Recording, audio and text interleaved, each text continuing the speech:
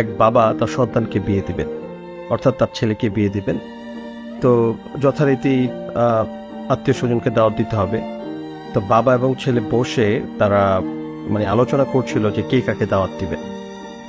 তো বাবা বলল যে আমি তোমার বন্ধু, তোমার বান্ধব যারা আছে তাদেরকে আমি দাওয়াত করবো, আর তুমি অন্যদেরকে দাওয়াত করো। তো আমি তোমার বাবা হিসেবে ওদেরকে ইনভাইট করব।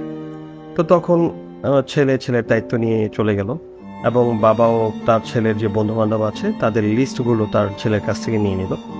তো সব মিলিয়ে প্রায় 200-র মতো বন্ধু ছিল তার। সে লিস্টটা তার বাবাকে দিয়ে গিয়েছিল ছেলেটা। তো তার বাবা মোটামুটি সবাইকে ইনভাইট করেছে। তো বিয়ের দিন ছেলে খুব অবাক হলো, অর্থাৎ ছেলের যেদিন বিয়ে সেদিন সে খুব অবাক হলো, তার মাত্র 3 জন বন্ধু এসেছে। তো সে তো চিন্তা করলো যে তার বাবা কি আসলে সবাইকে বলে নাই, অথবা তাদেরকে কি এমনভাবে বলেছে যে তারা আসলে তার বিয়ের বিষয়টা জানে না। তো সে এটা নিয়ে খুব কনফিউশনে ছিল। তো তার বিয়ের কয়েকদিন পরে সে তার বাবাকে জিজ্ঞেস করলো যে আচ্ছা বাবা, আমার মাত্র 3 জন বন্ধু এসেছে আমার বিয়েতে, তুমি কি করেছে? তখন তার বাবা বলল যে আমি তোমার বিয়ের আগের দিন ওদেরকে ইনভাইট করেছিলাম এবং বলেছিলাম যে ও খুব গুরুতর অবস্থায় হসপিটালে আছে, সে অসুস্থ আছে, কালকে তোমাদেরকে আসতে হবে, ও তোমাদের সবাইকে দেখতে চাইছে। অর্থাৎ তোমার অসুস্থতার কথা আমি ওদেরকে বলেছিলাম, যদিও তোমার বিয়ের দিন ছিল ওই দিন, সেটা আমি তাদেরকে বলি নাই, সেটা আমি দেখেছি যে তারা আসলে তোমাকে কতটুকু ভালোবাসে। কারণ পরের দিন যদি তোমার বিয়ে হয়, সেটা যদি তারা জানে তারা অবশ্যই আসবে, কিন্তু তোমার অসুস্থতা হলে কতজন তোমাকে দেখতে আসবে সেটা আমি পরীক্ষা করতে চেয়েছিলাম।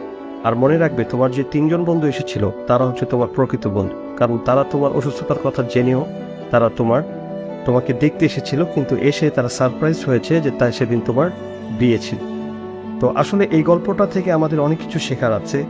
দিন শেষে আমরা অনেক সময় অনেক পরিচিত জন, অনেক আপনজন, অনেক প্রিয়জন আমরা বানিয়ে ফেলি, কিন্তু আমরা এতটুকু চিন্তা করি না যে আমাদের প্রয়োজনের সময় কিংবা আমাদের বিপদের সময় কারা আসবে।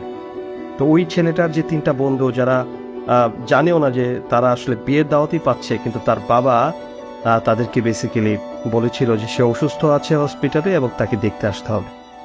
তো সুতরাং তারা প্রকৃত বন্ধু বলেই কিন্তু বন্ধুর বিপদে তারা চলে এসেছে, কিন্তু চলে আসার পর তারা কিন্তু সারপ্রাইজড হয়েছে। তো সুতরাং আমাদের জীবনে আসলে এরকম অনেক মানুষ থাকে, আমরা কিন্তু আসলে বুঝতে পারি না যে কারা আমাদের প্রকৃত বন্ধু আর কারা আমাদের কৃত্রিম বন্ধু। সুতরাং আমাদের এই বিষয়গুলো সবসময় নজর রাখতে হবে এবং অবশ্যই বুঝে শুনে বন্ধুত্ব তৈরি করতে হবে। মনে রাখবেন, একটা প্রকৃত বন্ধু শত শত কোটি টাকার চেয়েও মূল্যবান।